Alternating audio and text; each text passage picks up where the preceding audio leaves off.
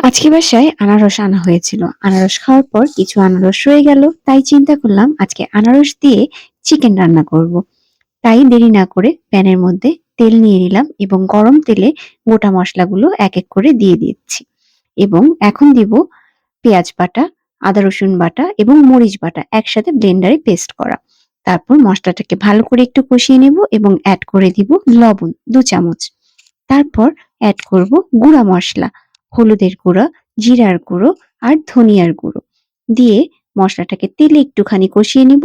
আর মশলাটা যেন পুড়ে না যায় তার জন্য অ্যাড করব ১ কাপ গরম পানি।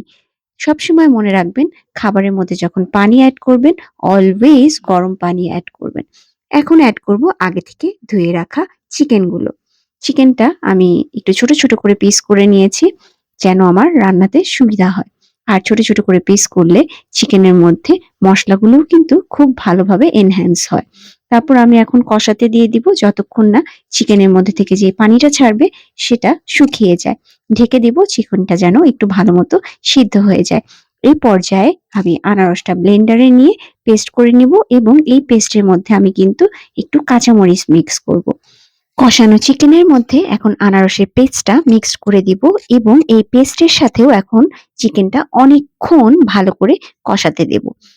তারপর একটি ঢাকনা দিয়ে ঢেকে দিব যেন চিকেনের মধ্যে আনারসের ফ্লেভারটা খুব ভালো মতো এনহ্যান্স হয়।